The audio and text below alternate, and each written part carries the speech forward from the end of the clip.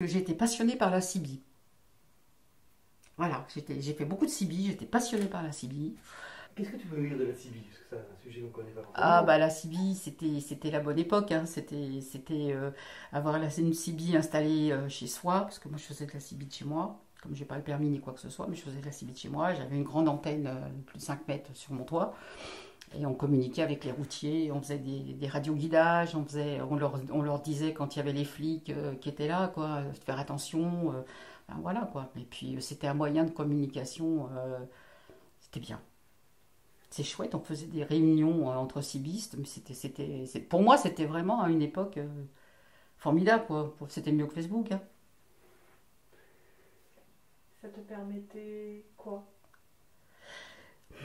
Comment vous expliquer? Ce qui m'a amené en fait à la CIBI. Je ne sais pas si ça intéressera grand monde, mais bon.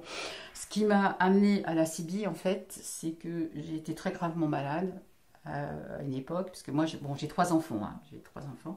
Ce qui m'a amené à la CIBI, c'est que j'ai été très malade, j'ai fait une dépression nerveuse qui m'avait mise dans le lit parce que j'étais sous ma couette et je ne voulais plus du tout en sortir, je ne voulais plus en bouger. Et mon fils aîné, qui lui était cibiste, avec ses copains, m'a dit: maman, je vais t'installer une CB à la maison, parce qu'à l'époque il n'y avait pas de téléphone portable, il n'y avait pas tout ça. Il était sur la route, il était chauffeur, chauffeur-livreur. Donc il me disait: je vais t'installer une CB à la maison. Quand tu ressens que ça va pas ou que tu as un souci, surtout t'hésites pas, on va communiquer. J'ai des copains avec qui tu pourras aussi discuter. T'inquiète pas, ça se passera comme ça. Ils m'ont installé donc une CB à la maison. Et un jour, je l'appelle sur cette fameuse CB pour l'avoir en ligne. Et j'ai une voix inconnue qui me parle, qui me dit euh, comment tu t'appelles. Enfin bon, bref, on commence à dialoguer et tout. Et puis je lui dis que j'étais en pleurs. Je lui dis: je cherche à joindre mon fils, ça va pas, je suis pas bien.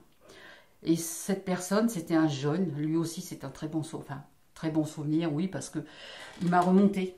Il m'a vraiment remonté. Il m'a dit: mais qu'est-ce qui t'arrive? Donc je lui ai expliqué grosso modo, voilà, que je venais de divorcer en plus, que j'avais été très malade, enfin que je me retrouvais sans travail, enfin bon bref le truc quoi.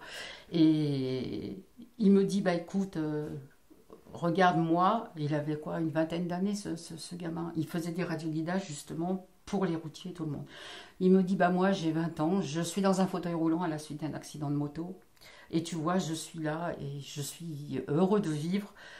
Si je peux t'aider, si tu as besoin, on se donne, tu m'appelles, on se met sur un canal, puisque la CB marchait sur des canaux, voilà. On se met sur un canal, rien que tous les deux, et on parlera, voilà. Et en fait, je sais pas pourquoi, mais d'avoir eu ce gamin, j'ai eu le déclic en fait. J'ai foutu en l'air tous les antidépresseurs, tout ce que j'avais. Et c'est grâce à lui que que je suis remontée, parce que je me suis dit: oui, il a raison. J'ai 3 enfants. Bon, ça se passe pas trop mal. Bon, pourquoi je réagis pas quoi? Et j'ai réagi à ce moment-là. Tu te souviens du nom de ce gamin? Non. Et ton nom de cibiste, je ne sais pas s'il y a son appelle ça, il y a chacun un nom, il me semble, non? Oui, bah moi c'était Dany 93. Non, Dany 95, puisqu'à l'époque j'étais en 95, donc c'était Dany 95. Et comment et pourquoi tu as arrêté du coup? Bah, parce que ça s'est perdu, en fait. Ça s'est perdu. Entre-temps, j'ai déménagé. Entre-temps, je m'étais remariée avec un cibiste. Mais bon, voilà quoi. Donc, ça s'est arrêté comme ça. Puis maintenant, on voit plus de cibistes. À part les routiers qui l'ont peut-être encore dans leur camion. Mais sinon, c'est très. Voilà, ça s'est vraiment perdu, quoi. Mais à l'époque, c'était vraiment. Tout le monde avait la CB, que ce soit dans la voiture, dans le camion ou autre, quoi.